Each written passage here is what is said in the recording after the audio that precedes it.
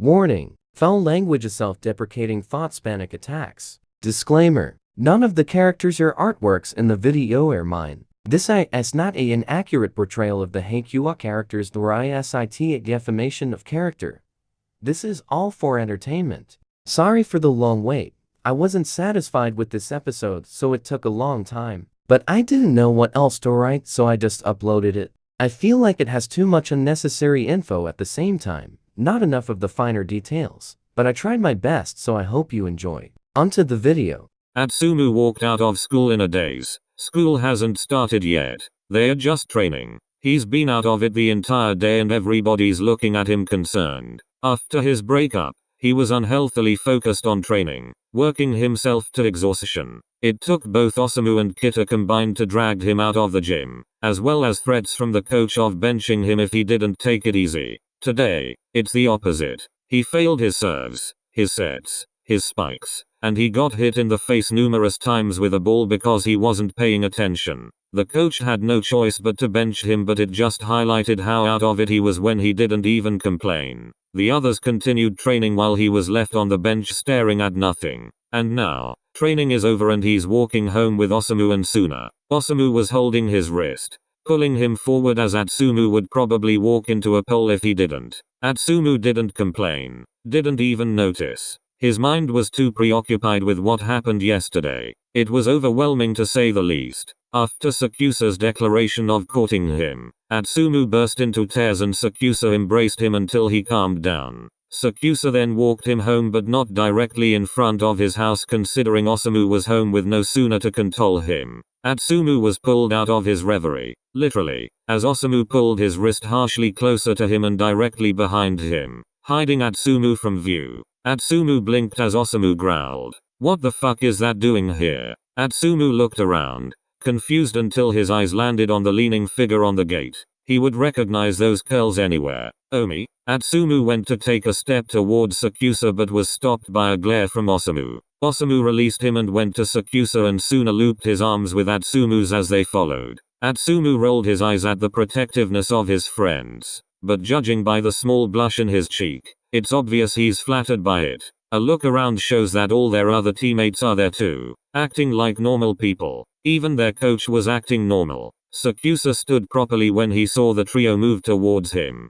"Osamu," he greeted with a nod. "Don't call me that," Osamu replied with a growl. Sakusa's eyebrows furrowed, confused. "But, that's your name?" Atsumu and Suna snickered. Osamu covered his pout by glaring at Sakusa even more. "Whatever." Osamu turned around and walked away, but Sakusa took hold of Atsumu's wrist as they passed him. "Achoo." Osamu snarled and ripped his brother's hand away from Sakusa. "Samu, stop." Osamu glared at his brother. "What? Don't tell me you actually wanna get back together with this asshole." Atsumu rolled his eyes. "Samu, this is still my problem. Just let me handle this, okay? You've dealt with him long enough. Let me deal with him this time. I think you're forgetting that I'm still older than you. By 19 minutes. Still older." Atsumu smirked as Osamu pouted and looked away. But from his clenched fist, it was obvious just how affected he is by Sakusa's presence. Atsumu's smirk softened into a tiny smile.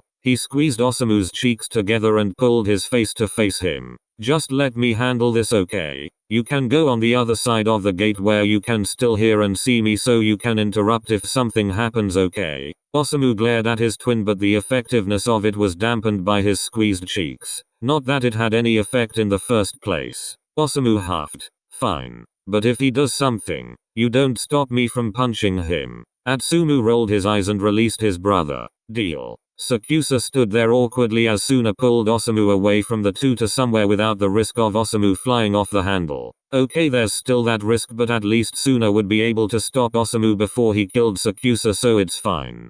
Probably. Now that that's taken care of, Atsumu turned to face Sakusa. "Sakusa, hey. What are you doing here? Didn't you go home yesterday?" Sakusa cleared his throat. "I rented a hotel room for the remainder of the summer vacation." "What? Why? You're vacationing in Hyogo of all places?" Atsumu immediately squashed the thought that that might be because of him. Instead, he chuckled awkwardly to clear the air, but it slowly died down when he saw the serious look Sakusa's sending him. "I said I'd caught you, Achoo. And I want to do this right.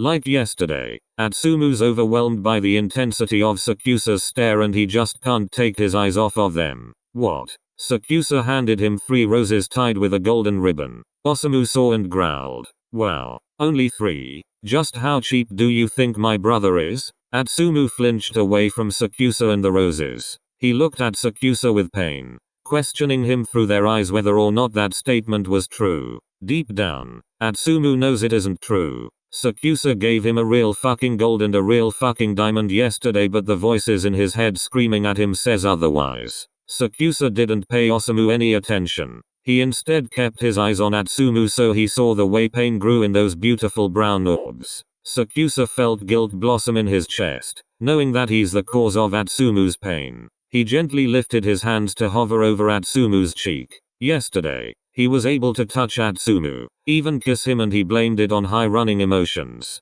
But the truth is, he's still not sure if he's permitted to touch Atsumu. Unconsciously, Atsumu pressed his face on Sakusa's palm and Sakusa used his thumb to gently caress Atsumu's cheek. Take this, Atsumu, as a reminder that I love you and that I always will love you, Sakusa whispered, deep and somber, afraid to break the delicate atmosphere. He took 1 rose from the bundle and handed it to Atsumu. Atsumu took it with trembling fingers. Atsumu's eyes snapped back to Sakusa's. Sakusa smiled as he handed him another rose. Love. Atsumu's eyes widened as he was handed the last rose. You. Sakusa took the ribbon and tied it around the roses. Together, they say I love you. Atsumu's eyes watered. TCH. Osamu was suddenly beside Atsumu. Okay, great. You gave him roses. Yippee. Now let's go. Osamu started pulling his brother away from Sakusa by the wrist.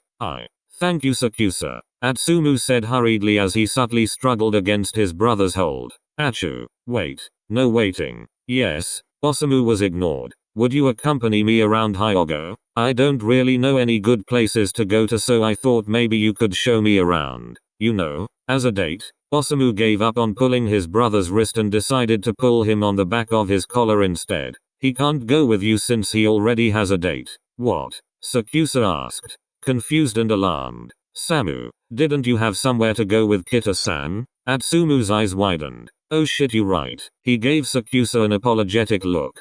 Sorry, Sakusa. Maybe next time? Before Sakusa could say something, could inquire more about the so-called date, Osamu already dragged Atsumu away from the school and out of Sakusa's range. Sakusa was left standing by the gate, apprehension and fear churning in his gut.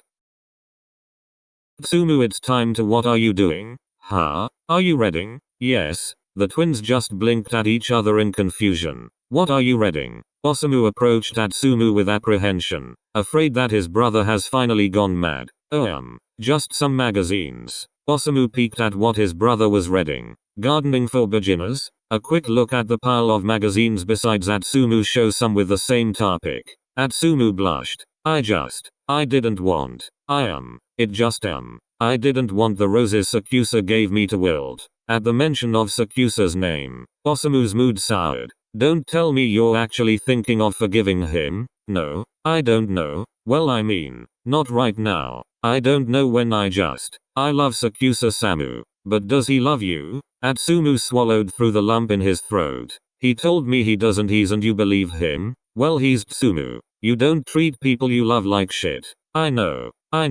But I just wanted to give him a chance. To what? Hurt you again? No. Then what? I just want him to love me. Why? Why do you need him to love you? You have me. You have our parents. You have your friends. You have Kita-san. What makes him so special? Because he's the only person I wanted from. I love you guys and I know you love me, but it's not the same. You should know, Samu. You have Suna too. Suna doesn't treat me like shit, while Sakusa treats you like dirt. I know. You think I don't know that? Why do you think I broke up with him in the first place? If you know, then why do you want to get back with him? I love him. Then move the fuck on. We're here for you. To help you go through with it, because I know it won't be easy. But for fuck's sake, Tsumu, you let him go already. Why won't you keep it that way? Osamu let out a frustrated sigh as he paces on the room, lightly tugging his hair while Atsumu cries silently on the other side of the bed. I tried so hard to get you to break up with him. I pushed you towards Kita-san. I ignored his messages and calls when we were on Okinawa. I even blocked his number. Because he doesn't deserve you and you needed to realize that. Osamu didn't realize what was pouring out of his mouth while Atsumu's mind was reeling. He felt like the rug was pulled out from underneath him. Samu did what? But Osamu still kept on talking. He treats you like dirt and you just let him. And I just can't understand why you would like to get back together with him. What? I said I don't know why you only called me when we were in Okinawa, and you didn't tell me. What? It took a moment for Osamu to realize what Atsumu said, what it meant. When he did, blood rushed out of his face. Samu. Atsumu looked at Osamu with betrayal written clearly on his face and Osamu took an unconscious step back. You promised me. Atsumu choked out. Atsumu. He closed his mouth shut. He could say his reasons, justify it for all he can, but it won't change the fact that he betrayed Atsumu's trust. Still though, Osamu doesn't regret it and Atsumu knew. He knew Osamu doesn't regret it. He can read it clearly in Osamu's body, how his chin was tilted up as if daring Atsumu to get mad at him for his decisions. It was evident in his clenched fists, how his entire body is stiff, as if getting ready for a fight. He can see it in Osamu's defiant glare and Atsumu's just tired. He wants to question Osamu, how could you do this to me, but his mind, his body, his heart, his entire fucking being is denying it. Get out. The words were whispered so quietly that it took a while for Osamu to process it. Get out. Osamu wanted to argue but emotions are running high and he doesn't really want this to evolve into a fist fight, so he left. Atsumu lay on his bed crying. He can't believe Osamu did that to him. He's been waiting for even one of Sakusa's messages, and he was heartbroken when he received none. 10 days and he received nothing, only to find out that he did, but that it was hidden from him. By his twin no less. The one person he trusted with everything he is betrayed him. Did he really? Osamu always had your back.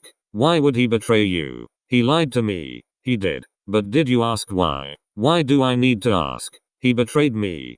Period. You know how protective Osamu is of you. Don't you think that maybe this is one of those times he did something you didn't like for your sake? How is it for me? He hurt me. He watched me cry for even just one of Omi's messages and he kept them all from me. So, that doesn't really change the fact that Sakusa did hurt you. Why do you think you believed Osamu so easily when he said Sakusa didn't send you anything? Because you weren't expecting one in the first place. Still, Samu promised me, yes, but he didn't vow. Osamu lay in his bed, guilt preventing him from falling asleep. He doesn't regret his actions, but it doesn't make him any less guilty. He's used causing Atsumu bruises and wounds. They fight all the time, even getting into blows, but Osamu never handled a crying Atsumu well. And for the better or not, he still made Atsumu cry, still made Atsumu hurt. Betrayal was a thing he never wanted to make Atsumu feel, and yet, no matter how he justifies it in his head, the image of Atsumu so hurt and betrayed just won't leave his mind. He groaned and shifted to his side. Stupid brain. Let me sleep already. Osamu used an arm to cover his eyes. It was peaceful for a few moments and he thinks he could finally fall asleep, but then, did Tsumu eat yet? Suddenly popped in his mind. Ugh, stop. He heard his door open and his head snapped to it. Atsumu was standing there, fiddling with his shirt. Tsumu? Osamu couldn't see what Atsumu's expression was since all he can see is his silhouette, but he did see the way the fidgeting figure stiffened. He heard a choked sob from Atsumu's direction and he sat up in alarm in time to catch the flying Atsumu on his way.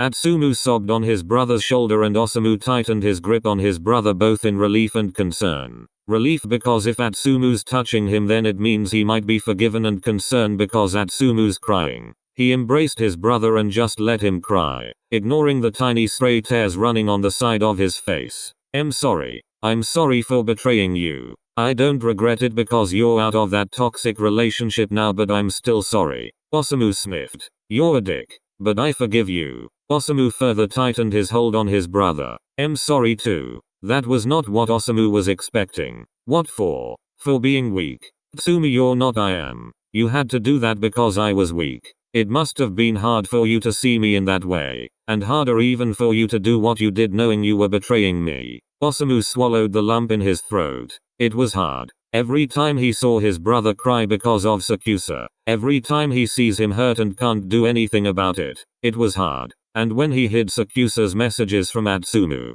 he could feel the guilt crushing him. I'm sorry I didn't notice. I forgive you. Thank you, Samu. Everything was silent for a moment before Osamu spoke again. Please don't get back with him. Samu, I love him. But he's trying, Samu. I'm not going back with him immediately, but I want to see. He's courting me, Samu. That didn't happen when we first started dating. And I want to see how much he loves me. If he loves me, what if he hurts you again? How about this? If he hurts me again and I let it happen, you can punch me awake, then we can go to Tokyo and punch him both. Promise? Osamu lifted his middle finger. Promise. Atsumu hooked his middle finger with Osamu's. It was a gesture they made when they were kids. The pinky swear was too childish for them, so they changed it up a bit. Instead of their pinky, they used their middle fingers. It was so they could briefly flash each other the finger before promising. It was funny when they were kids. It's a sacred vow between them now though.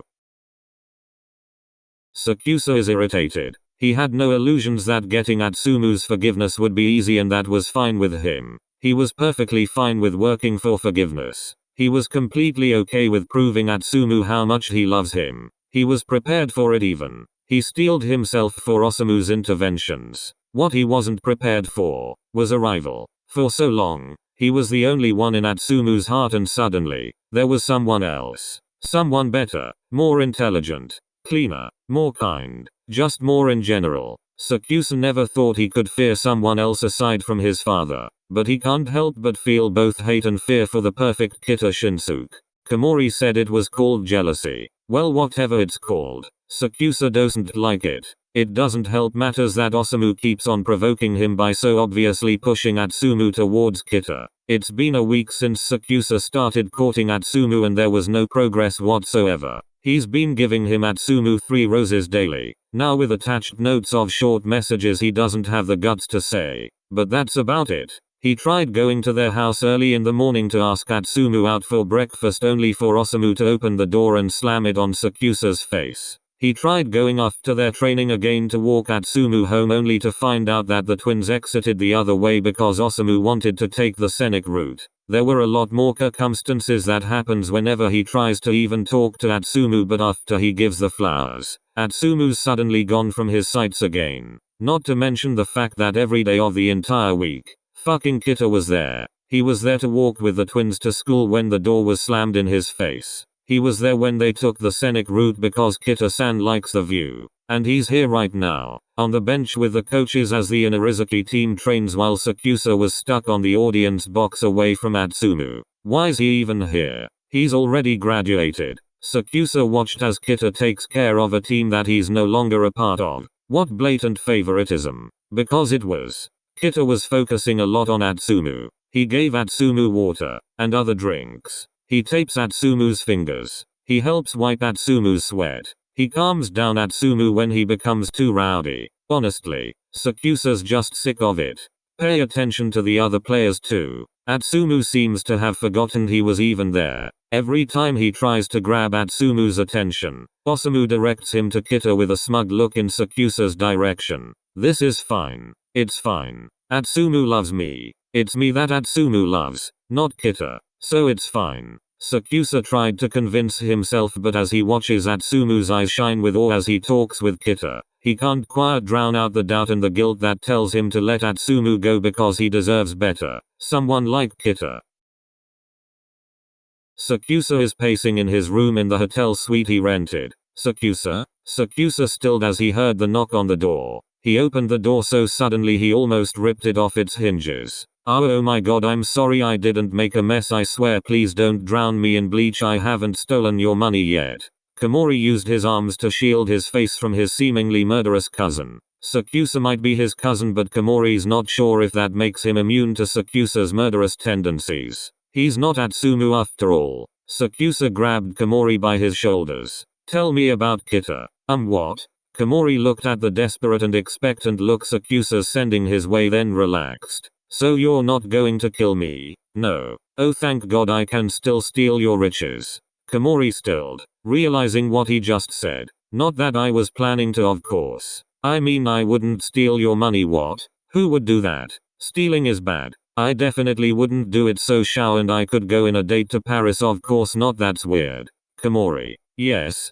Komori squeaked. Oh shit, he's going to kill me. Oh my god, you're so stupid, Motoya. Now you can't go on a date with Shao ever again. Goodbye, cruel world that didn't even let him steal money before killing him. And definitely goodbye, cruel cousin who kills people who aren't Atsumu. Goodbye, Shao, the love of my life. I will see you in Paris in our next life. Sakusa released him with an eye roll. I'll give 100,000 yen if you tell me everything about Kita. Ha. Well, money is money, I guess. Okay. Kita-san is the former volleyball captain of the Inarizuki team. He's 5 feet 9, weighs 67.5 kilograms. He's like super smart and I think he's a perfectionist too. What else? Komori. Oh, I think his favorite color is white because it looks clean. He's currently studying agricultural engineering in Tokyo University. He's hardworking and determined too, and very kind and humble, and he's never had a bad grade like ever. Komori. Now that I think about it, he seems perfect. Can I steal all his talents if I strangle him? Komori. Oh, yes. How the fuck do you even know all of this? Remember that time Atsumu and I hang out a lot before? Yeah, well, he wouldn't stop gushing about him. Sakusa choked. What? Oh yeah, that's another thing. He's Atsumu's first love. I don't really know why they didn't get together in the end, because from what I saw and heard, they both really liked each other. I thought it was because Kita's the captain and well, they didn't want to be accused of being biased, but then their teammates and even their coaches were fine with it. They were even pushing them to each other. Then I thought that maybe it's because Kita's graduating and going to college soon and that they can't handle long distance relationships, but then Atsumu and you started dating, so I guess that's not it. Komori spoke out his thoughts, unaware of Sakusa's spiraling ones. Komori kept on talking still, but Sakusa could no longer hear him. All the noise around him were drowned out by the ringing in his ears. Kita is Atsumu's first love. It's not me. Why didn't he say anything? Is that why Osamu's pushing them together? Does Kita still love Achu? Does Achu still love Kita? First love never dies after all. Is that true? Is that true for them? If he loves Kita, then what about me? Why'd he choose me? Why not perfect Kita? He's everything I'm not. He could also be everything I am. Why settle for me when he has Kita? Or is that it? Kita's taking Atsumu back? No. No. Achu. Atsu's mine. He's mine. Please don't take him away from me. Don't leave me, Achu. Achu, please. I love you. You love me, right? Please say you love me. I love you, Achu, please. Please. Please. Please. Sakusa didn't realize he was hyperventilating until he felt himself shaken by the shoulders. Sakusa. Oh my god. Breathe. Breathe. Just breathe. Sakusa can hear the words, but he can't process it. He feels a pain in his chest different from earlier, then he realizes he's not breathing. He tries to inhale, but he can't. I can't breathe. He tries to look at Komori, but he's blurry. That's when he realizes that he's crying. He tries to wipe them away, but to no avail. He gave up trying to wipe them away when he realized that they just won't stop falling. He focused on his ringing ears instead. He covered them up as he pressed his forehead to the floor. It hurts. Everything hurts. Everything's so loud. The voices in his head is so loud. The ringing in his ear is so loud. Komori's voice is so loud even when it's muffled. The pounding in his chest is so loud he felt like his heart's about to pop out of it. Sakusa clawed at his chest to stop the pain, realizing that he still isn't breathing. Breathe. I need to breathe. He tried breathing a few more times but still can't do it. His vision was starting to get dark and he tried harder, but it just hurt. Can't breathe. His mouth was stuck open, trying and failing to gasp in air, but he seems to have forgotten how to. He clawed at his chest and at his throat, willing air to travel down it, but he can't. He feels like he's drowning in his tears. It hurts. Achu. And with a last whispered plea, Sakusa knew no more. Komori panicked even more when Sakusa passed out. Sakusa, oh my god. Sakusa. He tried shaking him, but Sakusa still didn't wake up. Tears started falling from Komori's eyes. He reached a trembling hand to Sakusa's neck but withdrew it when he saw his chest moving up and down. Komori breathed a sigh of relief. You're breathing. Thank God you're breathing. Komori didn't notice Sakusa going into a panic attack. He only noticed when he was already too far gone. Then he realized what he just said, and with Sakusa's insecurities, it predictably sent him into a panic attack. I'm sorry Sakusa. I'm so sorry. Hope you enjoyed.